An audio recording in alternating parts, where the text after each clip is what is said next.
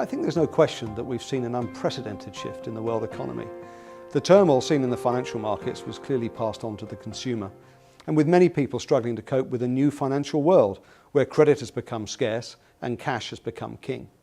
They've also had to face, I believe, into new risks whilst maintaining their existing financial commitments. Well, the Genworth Index is a repeatable tracking study measuring consumer financial vulnerability, which analysis shows is one of the early indicators of financial stress in households. We made the decision to launch this report about 2 years ago, as there was a lack of data enabling policymakers to assess either how many or which types of people are vulnerable to worsening financial situations. When we talk about consumer financial vulnerability, what we mean is the inability to meet financial commitments on an ongoing basis. This definition takes into account the wider financial situation of the household, including recent changes and future expectations. By including a measure of a person's perceptions of the future situation of the household, a person's feeling of financial vulnerability is taken into account alongside their actual vulnerability to financial difficulties. Well, to arrive at these definitions and to ensure we were creating something that we believe would be both unique and meaningful, we partnered with the European Credit Research Institute based in Brussels and the very highly respected Personal Finance Research Centre at the University of Bristol. The index is based on two measures, both collected in consumer surveys. The first is the extent to which households are experiencing financial difficulties now at the time they're interviewed, and the second is their expectations for their finances over the coming 12 months. So the index combines the answers of these two questions and groups people according to the replies they give. And it's based on two of these groups that are identified. On the one hand, those that we call financially vulnerable, people who are experiencing difficulties now and expect things to get worse in the future. On the other hand, we have a group of people who are financially secure, who are not or rarely experience difficulties now and expect their financial situation to improve over the coming 12 months. The index itself is a ratio between these two groups. So a score of 0 means that you have equal numbers of financially secure and financially vulnerable. That's highly unlikely in any country. But because it is an index of vulnerability, a positive score means that there are more vulnerable people than there are secure. Conversely, a negative score means that there are more secure people than financially vulnerable. Now, the beauty of the index is its simplicity, that it enables you to come up with a simple score for each country. On the other hand, underlying it is a whole wealth of information that enables you to unpick those scores and to understand the individual components that go into it. Well, the results of the latest Genworth Index reveal what I think is a very promising, if small, fall in levels of consumer financial vulnerability since 2008.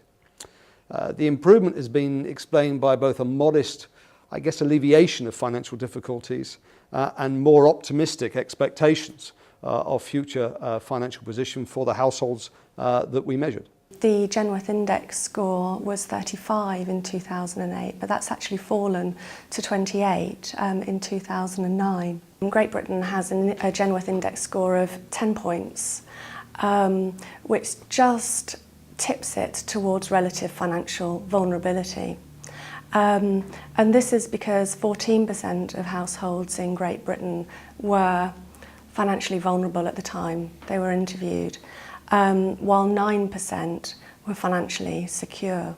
Whilst the group who are secure hasn't grown considerably, the proportion who were vulnerable has fallen quite dramatically. So last year, 22% of households were financially vulnerable, compared with 14% this year.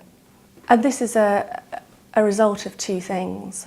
So on the one hand, there's actually been an increase in the proportion of households who are feeling financially, who are experiencing financial difficulties quite frequently at the time they are interviewed. At the same time, however, there are increased optimistic expectations for the future.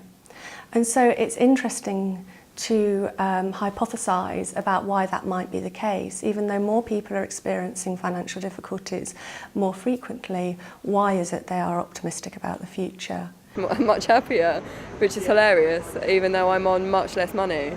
So in a way, it's helped me discover what I need to be doing and got me some good experience in the areas that I want to go into and things like that.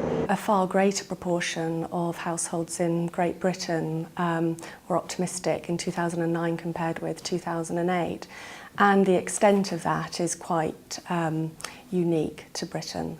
And what this has resulted in is one of the segments of households, the strivers, actually growing substantially from last year to this year. It's kind of weird because of the job that I do as well. I don't actually think that there's that much going on with the economy at the moment, and I don't think that it's as bad as everybody's talking about. So previously we saw that 8% of households were what we call strivers, whereas this year 15% were strivers. And these are households which are experiencing financial difficulties, but who expect their situations to get better over the coming months. It's about an attitude, and it's about how you work with what's got. I think you can focus on all the bad stuff which is happening, and I think there's a huge drive from the kind of like the press and the media, and that's not what I'm focusing on. I think a lot of money is made during these kind of like times of crises, and it's how you capitalise upon that. Well, I think on the whole there has been a welcome improvement towards consumer financial security since we last did the index in 2008. But the balance remains firmly tipped towards relative financial vulnerability. The detail in the report itself reveals this, and whilst there are clear variations by country.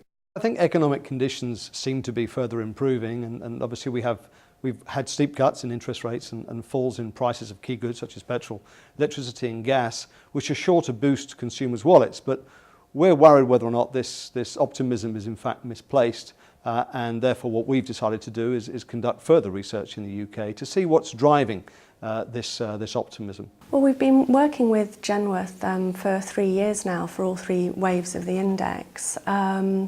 And the remit initially was to construct a meaningful but fairly readily understood index of consumer vulnerability.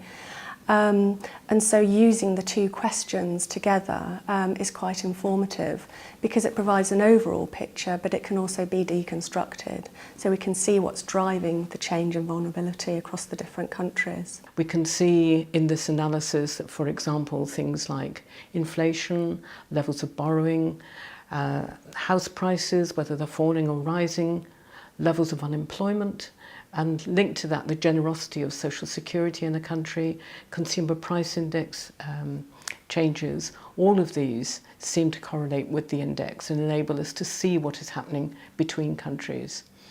So it's value to academics like us who want to understand what is driving financial vulnerability. It enables us to get that very detailed understanding. But I think the real value of the index lies in informing the policymakers who have to deal with the problems of financial vulnerability.